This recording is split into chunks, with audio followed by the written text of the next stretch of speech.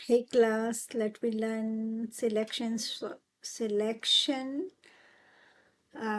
structure through one more example. Okay, so I am going to add one more file, that is again selection program2.cpp. Okay, now let me comment this, the code which we have already written. Okay, and we will start selection program 2. So I would like to select this one. Okay, now we are going to write like selection program 2. So include IO stream, that is header file. Now we'll write using namespace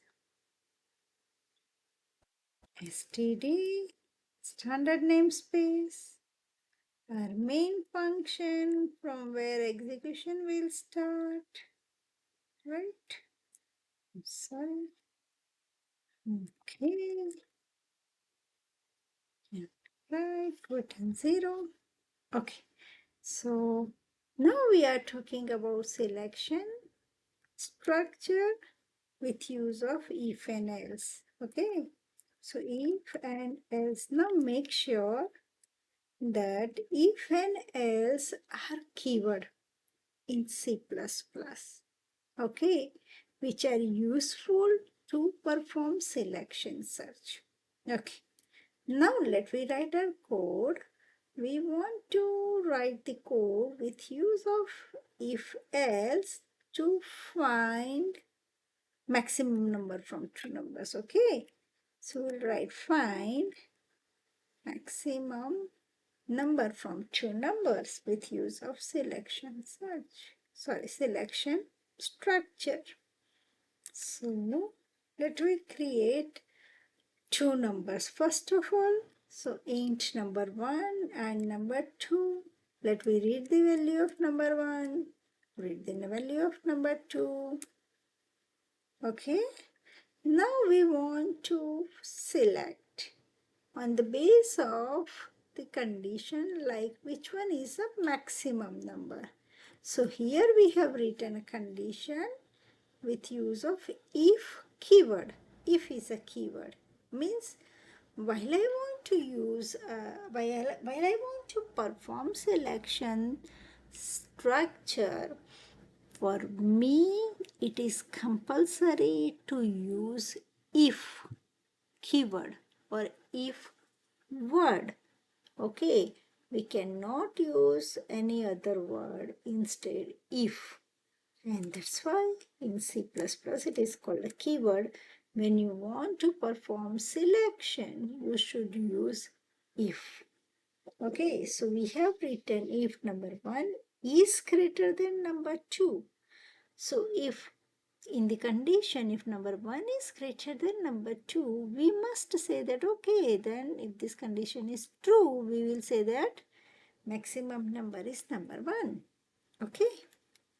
But if the condition is false, what we will say? So that is, we have to write in an else part.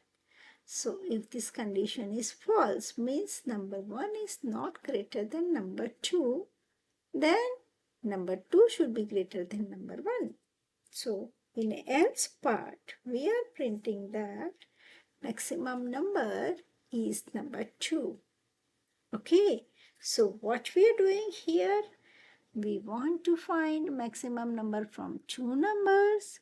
We have written condition, that is number 1 is greater than number 2. If it is correct, print that maximum number is number 1. But if it is not correct, then we will say that number 2 is maximum, number 1 is not maximum, right? And here in this code, we have assumed that both numbers are not same. Okay. in this code we have assumed that both numbers are not same. Okay, so are we good with this? Let me run our code. So we have to enter number 1 and number 2. Make sure if and else are keyword. Okay, so number 1, for example, I have entered 8. Number 2, I have entered 3. Now it will verify that 8 is greater than 3. Yes. Then it will print that maximum number is 8. So maximum number is 8, right? And make sure in this case it is not going to execute the else part. Let me run the code once again. In first number, let me enter 5. In the second number, let me enter 10. Now in this case, 5 is greater than 10. No, the condition is false. So the statement in if part will not execute. Instead, the statement in else part will execute and it will print that maximum number is 10. Okay, so let me press enter. And yes, the output is that like maximum number is 10.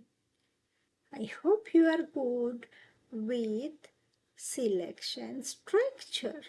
So to perform selection structure, we are using if condition, and whatever, if the condition is true, whatever statement you want to perform, write in a if block. This is called a block, right? And if this condition is false, whatever statement you want to perform, write in the else block. Okay, so this is about selection structure. It is selecting which statement to be executed on the base of the condition with if. Okay, now make sure after this condition we are not writing semicolon. Okay, it should not be written semicolon because it is just start the execution. Okay, next point is we cannot write any condition with else part. Okay, condition is always written with the if part, and if this condition is true, execute the statement. If this condition is false, execute the statement from the else part. But make sure never write any condition with else. Okay, our next point is we cannot write else without if. Okay, if this condition is true, I want to do this, else I want to do this. But if there is not condition, I mean you haven't written if block, then you cannot write else without if. So in other words, we can say that else is always followed by if block. Thank you.